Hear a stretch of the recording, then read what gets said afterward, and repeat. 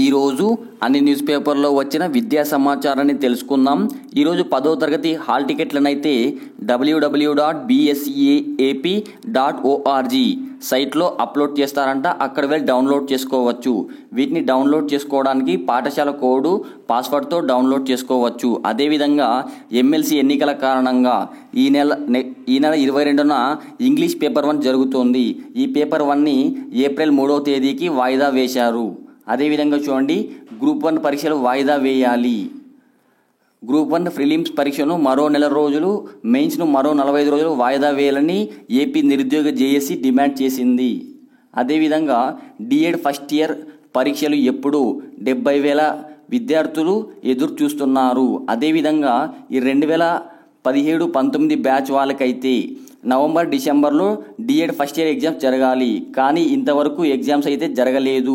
ఈ ఎగ్జామ్స్ జరగనందున చాలామంది డిఎస్సిని కోల్పోయారు. ఏ విధంగా అంటే 2016-18 బ్యాచ్ వాళ్ళు ఫస్ట్ ఇయర్ సబ్జెక్టులు పోయిన వారు ఈ 2017-19 ఎగ్జామ్స్ జరిగినప్పుడు అక్కడ సప్లీ ఎగ్జామ్స్ రాసుకుంటారు. ఈ ఎగ్జామ్స్ జరగనందున వీరు డిఎస్సిలో ఎగ్జామ్ని కోల్పోయారు. అదేవిధంగా చూడండి, 6 ఏళ్లలో 10 కోట్ల ఉద్యోగాలు. కేంద్ర ప్రభుత్వ ఇటీవల సంస్కరణల కారణంగా మరో 6 ఏళ్లలో 10 కోట్లకు పైగా ఉద్యోగాలు వస్తాయని సిఐ అంచనా వేస్తోంది. అదేవిధంగా చూడండి, పోలింగ్ రోజు సెలవు ప్రకటించాలి. ఈ ఎమ్మెల్సీ ఎన్నికలు జరుగుతాయి కదా, ఆ రోజు సెలవు అయితే ప్రకటించాలని చెప్పి ఇక్కడ ఒక న్యూస్ అయితే ఇవ్వడం జరిగింది. అదేవిధంగా ఆంధ్రప్రదేశ్లో 2 కేంద్రీయ విద్యాలయాలు ఏర్పాటుకు కేంద్ర మంత్రివర్గం నిర్ణయించింది. ఇవి ఎక్కడెక్కడ ఏర్పడతాయంటే గుంటూరు జిల్లా నాదెండ్ల మండలము ఐర్లపాడు గ్రామంలో ఒకటి, అదేవిధంగా ప్రకాశం జిల్లాలోని కందుకూరు పట్టణంలో మరొకటి ఏర్పాటు చేసేందుకు కేంద్ర ఆర్థిక వ్యవహారాల మంత్రివర్గ కమిటీ ఆమోదం తెలిపింది.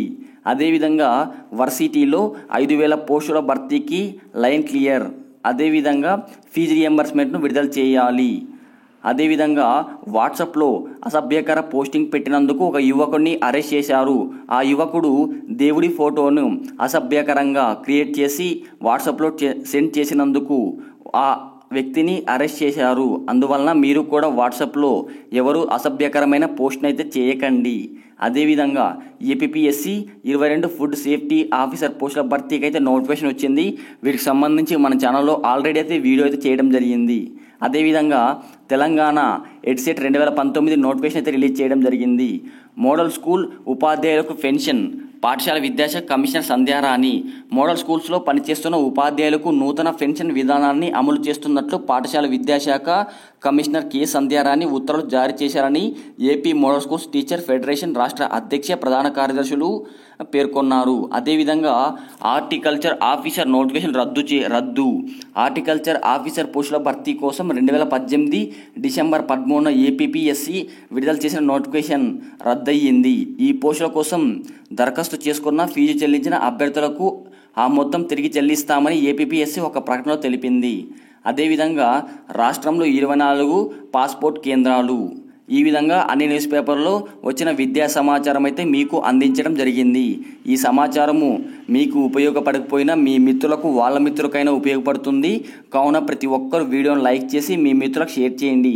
ఈ విధంగా ప్రతిరోజు అన్ని న్యూస్ పేపర్లో వచ్చి విద్యా సమాచారం మీకు కావాలనుకుంటే ప్రతి ఒక్కరు మన ఛానల్ సబ్స్క్రైబ్ చేసుకోండి. Thank you for watch this video.